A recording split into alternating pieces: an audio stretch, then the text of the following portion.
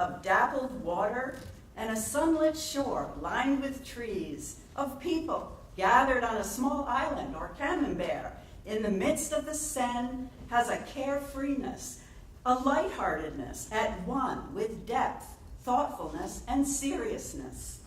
These two things, lightness at one with seriousness, I once despaired of ever having in my life.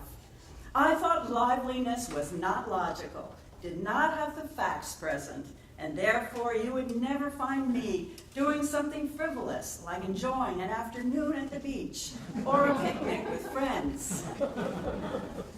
Many people feel, as I did, that to be serious is the same as being grim, humorless, and feel that depth and lightheartedness have to fight. I was a student of political science and later a city planner. I also studied dance, but I had no idea these two aspects of myself could go together. Then, at the age of 27, when I had come to feel so stuck in myself and ill at ease with people, I met and began to study aesthetic realism. I learned, and it set me free, that my deepest desire was to like the world, to see it as an aesthetic oneness of opposites. As I studied Monet's painting, I saw that in the artist's technique is the answer to that big question in people's lives: how to be serious, solidly grounded, yet lighthearted and at ease in this world. 1. There are grace and seriousness, playfulness and solidity. The composition of this work, showing a lively, carefree French outing, is anchored in the strictest geometry. The island is right in the center of the canvas. And look at that vertical line formed by that central tree that goes right up to and beyond the top of the canvas and continues below with a reflection of that same tree shimmering in the water, creating an intersection with the horizontal plane of the island in the middle. That intersection joins rippling water, the excited shapes of people, and a firm, glowing horizon. Looking at it, I felt groundedness and shimmering at once, and I thought, this is how I want to be.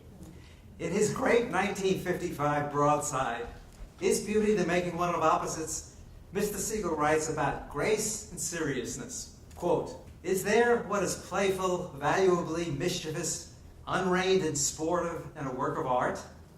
And is there also what is serious, sincere, thoroughly meaningful, solidly valuable? And do grace and sportiveness, seriousness and meaningfulness interplay and meet everywhere in the lines, shapes, figures, relations, and final import in a painting?" Yes. See how the horizontal of the island is extended by bold strokes of dark paint depicting gangplanks or walkways on either side of the island. These vertical and horizontal lines divide the entire painting into 4 almost equal quadrants. But these quadrants are not rigidly stuck as I once was.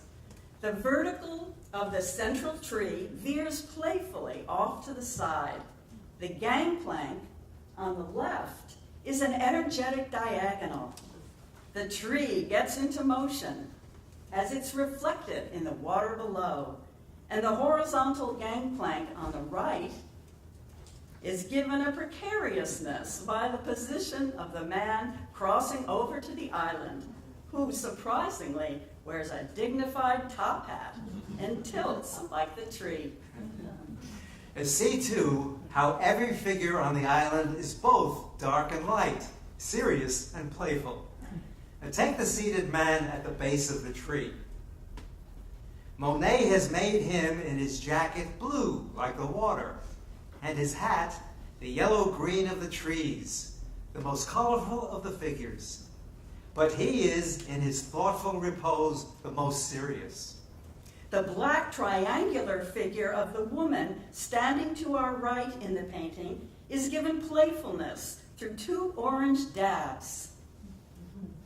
Are they her gloves? At her very center. And her head, like those of all the standing figures on the island, has almost become, through the painter's thoughtful mischief, part of the landscape at the bright horizon. Once, I would have thought this scene would be much improved if the people were not in the picture. I learned from aesthetic realism that my contempt, my desire to feel superior to the world and to other people, was the greatest interference to my life. How lonely that island would be, how dull the composition, without that relation of people, trees, sky, and structures. Every figure is needed, adds to, and is added to by every other. It is thrilling to see that this painting of an island is against the separation from the world I once felt, and that makes people so miserably lonely. 2, is this energetic or reposeful, or both?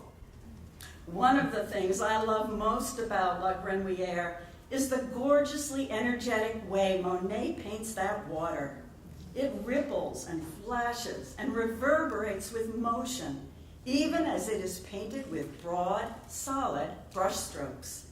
These horizontal brushstrokes of white, blue, ochre, and black are painted swiftly, yet distinctly, one above the other in short strokes near the island that lengthen as they radiate outward and toward us.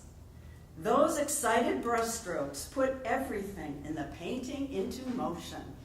The tree on the island starts to wiggle. The walkway on the left is no longer so sober. The two-tiered reflection of the boat in the lower left, the reflection of the boat in the lower center, which almost seems to be underwater. Those reddish-brown, black, deep green, zigzagging brushstrokes of the boat's reflection on the right, and that wonderful, rich, depth-giving reflection of a large party boat on the right. All are given the gaiety of motion as they are seen reflected in the water. All this is such a criticism of the way I thought I would be deep. To be deep meant to be somber and stern. No laughter allowed. Laughing was for lightweights.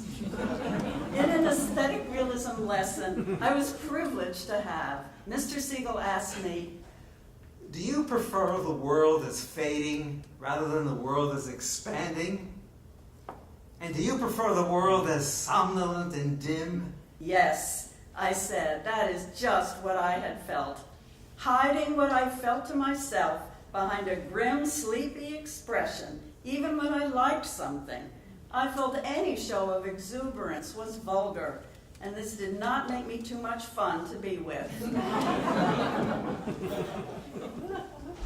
I believe the beauty of this painting arises from the fact that Monet shows the world that is somnolent, dim, dark, is at one with the world as lively, vibrant, warm, going out. See how the artist captures the way the sun can shine through the leaves of trees and shimmer and glimmer on the water's surface. Monet places a white brushstroke right next to a green one, then a light blue one. They are so close, they seem to vibrate, and you feel the depth and the lightness of this water at once. I learned that this choice to put these brushstrokes distinctly one above the other, rather than blending them, was new. The black, seen as such a somber color, has become so lively, it almost seems to dance. We don't feel this world is somnolent and dim for a minute. In that sunlit opposite bank and those light green trees, Monet shows the greater you go into depth, the greater is the light at the same time. And the surfaces of things are not used to hide the depths, but to show them. Because of my study of aesthetic realism, I am no longer that distant, aloof, snobbish person I once was. I'm more truly serious and lighthearted, that I ever thought I could be. And I'm grateful to learn from this beautiful painting by Claude Monet. Wow.